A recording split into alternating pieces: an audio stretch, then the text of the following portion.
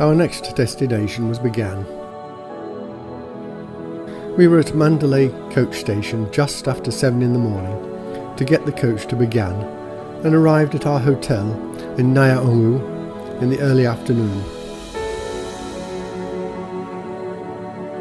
Our guide took us sightseeing and we visited the Salamani Pagoda and the Ananda Temple before sitting on the Bulethi Pagoda to watch sunset.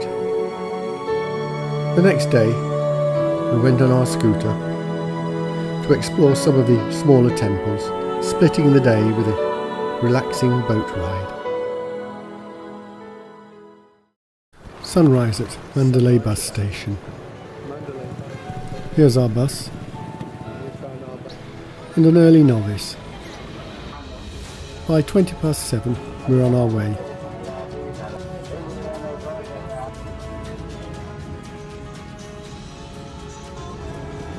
We watched town and country go by.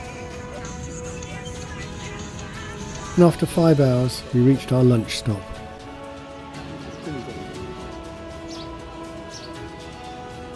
We're soon on our way again, and just after 2 o'clock we were met at the Bagan bus station by our guide Kay. Here's our scooter outside the hotel, and after a briefing by our guide we headed for the 12th century Salamani Temple. Here it is before the August 2016 earthquake, just after the earthquake, and now. We parked our scooters and went inside the east entrance. We were met by the east-facing Buddha. On the ceiling above were frescoes, some dating back to the 12th century. We walked clockwise around the interior square gallery. Here's the south-facing Buddha and 18th century wall frescoes. The West Buddha, with earthquake-damaged ceiling decorations above it. More frescoes. This one shows levels from hell to heaven. More exquisite ceiling decorations. We completed the circuit back to the East Buddha, went back to our scooters, and drove along the sandy tracks between the multitude of stupas to the magnificent 12th century Ananda Temple. It has an Indian style with lots of carved features. The main structure is square with gabled porches projecting out to the north, south, east and west. The corridors within the porches lead to outward-facing, gilded, upright Buddhas. This is the west-facing one. The lifetime of Buddha is depicted in this passage, restoration work. The North Buddha, the East Buddha, the South Buddha, whose smile turns to sadness close up. Outside again we see some earthquake damage and repair work underway.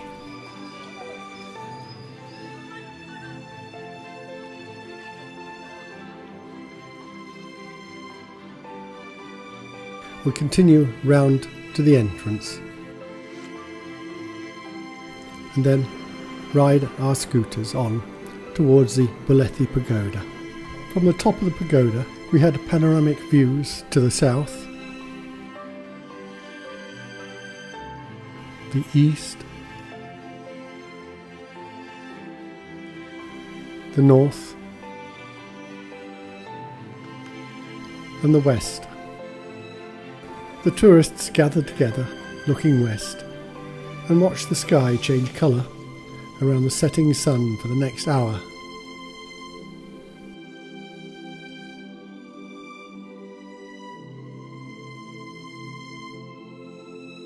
As the sun drops behind the hills, we climb down and head back to our hotel for the evening.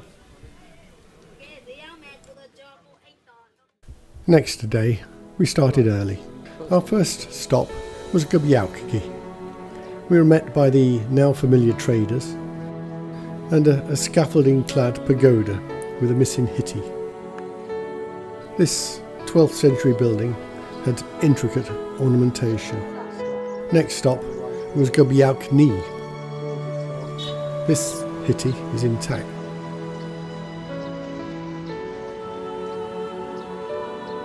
As is the interior. But the nearby Wat Kiyin temple has lost its top. More decorative stucco. A traditional window. And the Buddha inside is inside a niche. Our third stop was Shui Lauktu. Beyond it we saw pagodas stretching into the distance. Fourth stop was the Alopi group. This is the Alodorpiai temple. Its golden dome is topped by a bejewelled Hitti. Inside is gilded splendour. Dawn searches for spiritual connection. Temples pass on the left and right as we drive to Tilominlo. More traders.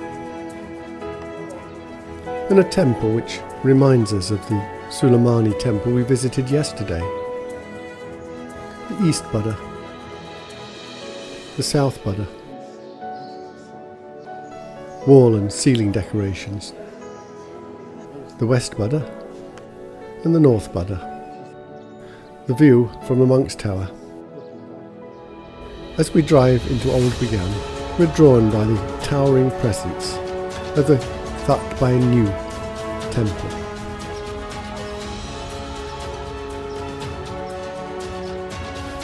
We climb to its upper level.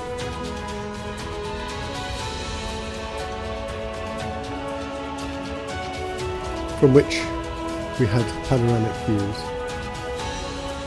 Our scooter allowed us to roam amongst these pagodas, soaking up the atmosphere.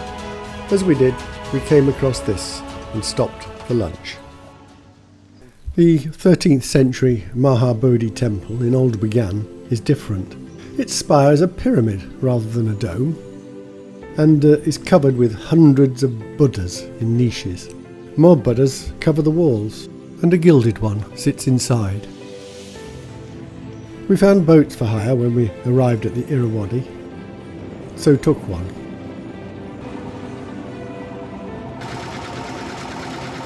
Here we are, sailing up Kipling's Road to Mandalay. There are big and small boats on the river. The temple-filled Bagan skyline. As we return, we get closer views of the temples Shui Kuncha, Upaya and Godor Palin, a river cruise boat. We're back. After our boat trip, we head towards New Bagan, viewing temples on the way.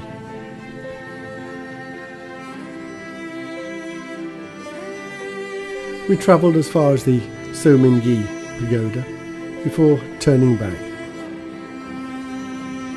Puppet sellers. Our final temple visit was to the largest one, Dharma Yangi. Its facade showing some earthquake damage. A Buddha inside. We finished by looking at some of the puppets on sale before returning to our hotel for a rest and a swim.